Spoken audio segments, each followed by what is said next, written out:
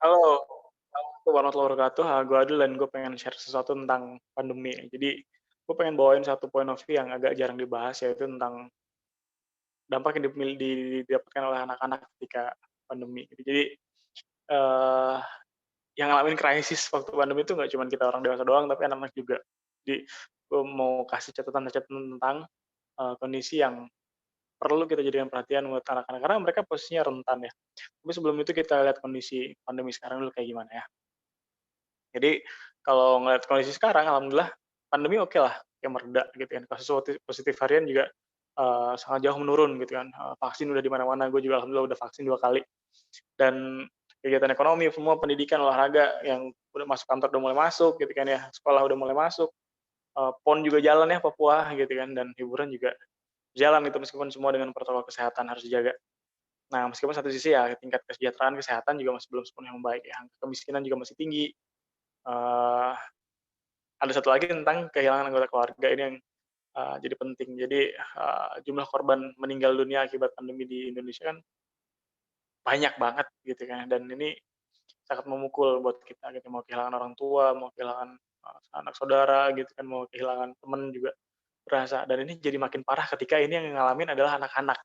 Karena mereka sejatinya masih dalam posisi rentan, masih dalam posisi membutuhkan perlindungan, membutuhkan bimbingan gitu, membutuhkan penjagaan gitu. Makanya ketika mereka kehilangan satu sosok paling penting dalam hidupnya yaitu orang tua, wah ini jadi problem banget.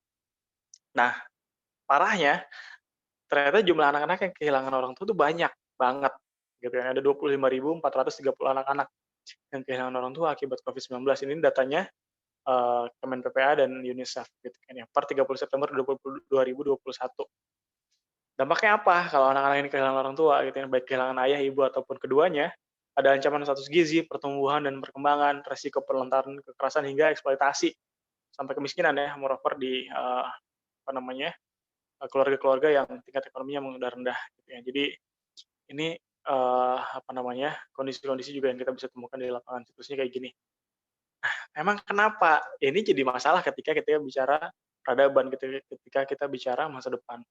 Karena apa? Karena anak-anak itu memegang posisi sebagai pewaris sah peradaban. Mereka yang akan mewarisi, dan mengisi posisi-posisi penting peradaban nanti ke depan. Dan mereka akan jadi generasi yang, hidup dan menghidupi peradaban di masa yang akan datang.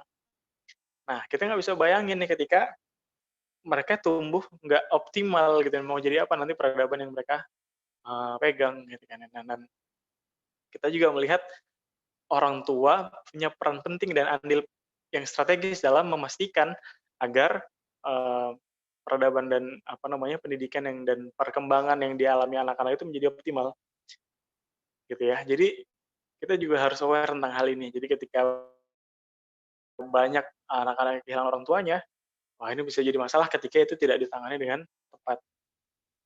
Pentingnya peran orang tua sama anak itu, sebenarnya Allah juga udah ingatkan atau Allah udah mulai kasih sinyal, itu dengan apa? Dengan menjadikan atau mengabadikan satu kisah tentang keluarga Luqman. Ini kalau misalnya teman-teman mau perhatikan gitu. Jadi Allah juga udah memisahkan bahwa gini loh cara ngedidik anak gitu loh di, surat Luqman. Jadi kalau teman-teman, boleh cek di surat Luqman ayat, 13 ya. Jadi di surat Luqman itu juga Allah, secara eksplisit loh, apa namanya, menjelaskan pentingnya posisi orang tua dalam pendidikan anak di rumah.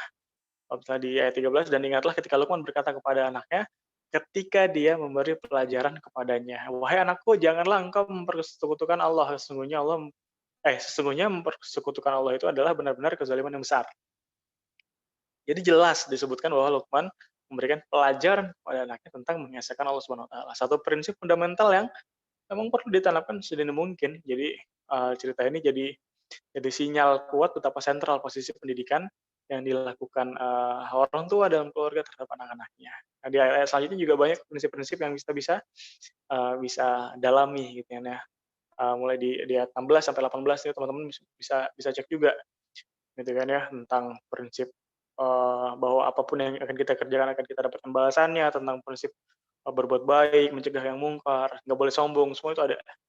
Dan itu jadi prinsip-prinsip yang, eee, penting banget, dan di ayat-ayat yang lain dalam Quran juga banyak di-mention gitu tentang interaksi ayah dan anak, gimana caranya orang tua itu punya batasan gitu biar anak-anak itu nggak tersesat gitu ya. Contoh, di Al-Baqarah 132 atau 142 gitu kan ya. Jadi eee, ketika Nabi Ibrahim alaihissalam, Yakub alaihissalam itu mengingatkan bahwa, "Ya anak-anakku," gitu kan, "sesungguhnya Allah telah memilih agama ini," gitu ya, "maka janganlah kamu mati kecuali dalam keadaan muslim." Atau ketika, Nabi Nuh mengingatkan anaknya gitu kan, dan seterusnya. Jadi makin melengkapi dan menunjukkan betapa pentingnya peran orang tua dan pendidikan yang diberikannya, gitu loh. Nah, ketika kita, geser lagi untuk bahas peradaban, peradaban itu ya harus disiapkan dan salah satu persiapannya dengan mempersiapkan penerus lewat, pendidikan gitu ya. Nah, rumah dalam hal ini menjadi pilar utama tentang, tempat pendidikan itu bermula. Jadi menjadi masalah ketika, peran orang tua dalam mendidik anak-anaknya tidak dijalankan dengan semestinya atau bahkan hilang sama sama sekali.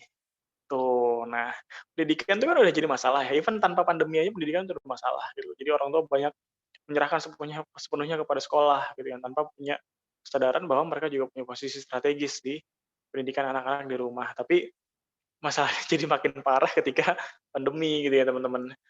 Hampir semua kegiatan kembali ke rumah, meskipun nggak semua, tapi akhirnya banyak juga yang orang tua akhirnya balik bekerja di rumah. Jadi orang sekolah juga anak-anak kembali dari rumah gitu ya. Jadi sebenarnya secara teori ini kan jadi bagus ya harusnya ya, meningkatkan interaksi orang tua dan anak. Tapi, eee, ternyata ada satu, istilah gitu ya, ada satu fenomena yang ditemukan bahwa kondisi ini juga akhirnya memberikan dampak yang agak kurang nyaman gitu ya bagi beberapa orang, yaitu istilah yang pengen gue share berikut ini, namanya adalah parental burnout.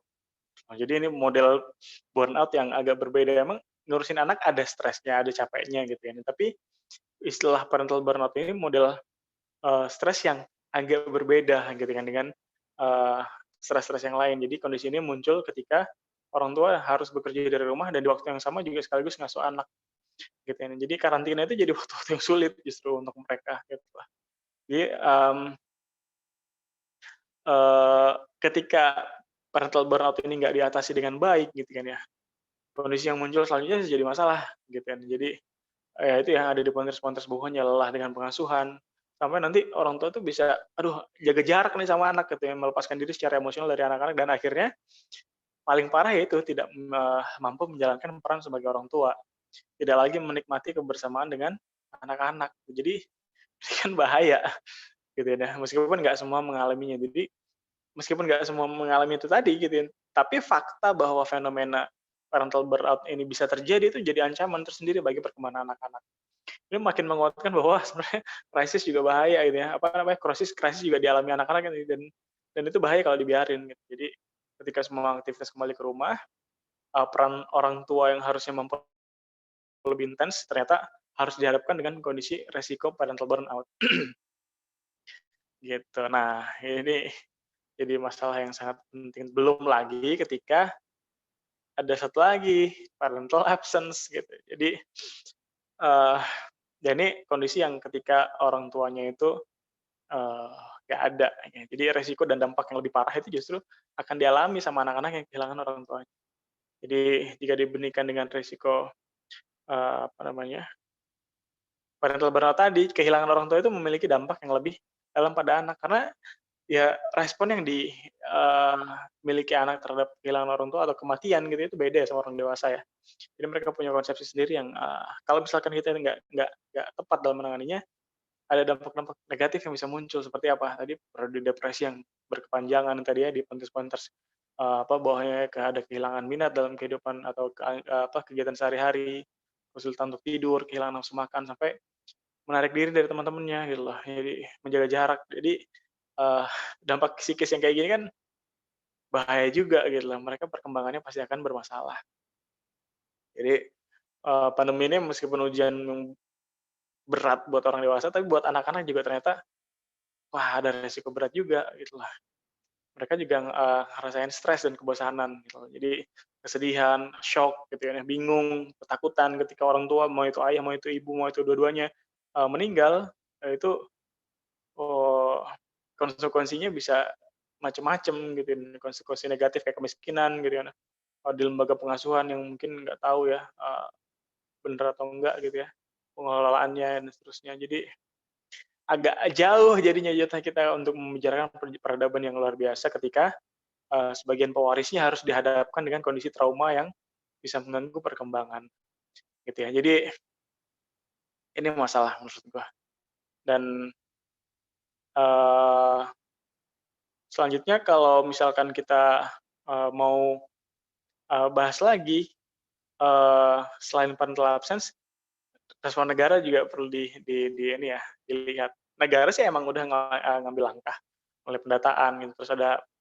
program yang dilaksanakan, Kemensos kayak atensi, yaitu terapi fisik, psikososial, mental, spiritual, okelah gitu kan. Tapi apakah cukup? Pertanyaannya gitu kan ya. Jadi ini pertanyaan kritisnya tentang, apa namanya, respon yang diambil, negara gitu kan ya. Sekilas mungkin, agenda-agenda yang diambil oleh negara secara langsung memang ditujukan buat anak-anak yang kehilangan orang tua akibat pandemi, tapi program-program yang ya terlepas bagaimana pelaksanaannya di lapangan ya, eee, yang diharapkan untuk, apa namanya, mampu mengatasi trauma itu, apa cukup untuk menjawab permasalahan tentang, permasalahan yang mendasar tentang itu ya tadi ya, the absence of parents gitu loh, tentang kehilangan posisi strategis orang tua, atau posisi strategis untuk memastikan anak-anak itu bisa memiliki tumbuh kembang yang tetap optimal meskipun tanpa adanya orang tua, gitu. Jadi karena apa? Karena penanggulangan masalah ini nggak cukup berhenti hanya pada penyembuhan trauma aja.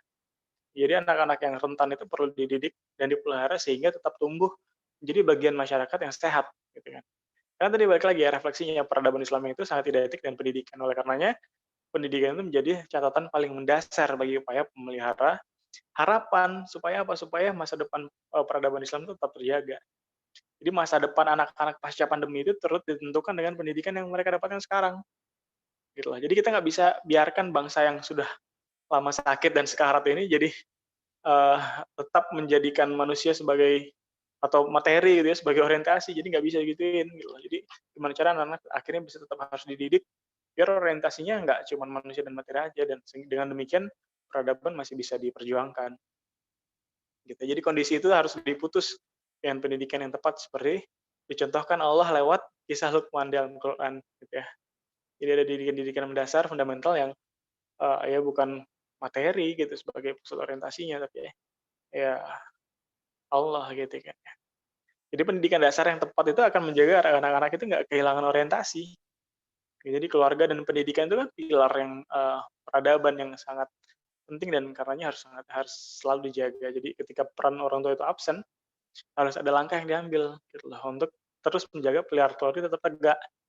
Jadi tantangan akhirnya untuk menjaga anak-anak tetap merasa memiliki tempat berlindung, terlebih ketika orang yang paling mereka sayangi dan selama ini menjadi pelindung udah nggak ada. Ya, jadi dengan ngejaga anak-anak terus bisa mendapatkan haknya, terutama terkait dengan pendidikan, nah masa depan peradaban itu bisa tetap terlalu terjaga. Nah, mungkin itu aja yang pengen gue share, malam ini. Thank you banget, semoga bisa jadi ruang buat kita semua. Assalamualaikum warahmatullahi wabarakatuh.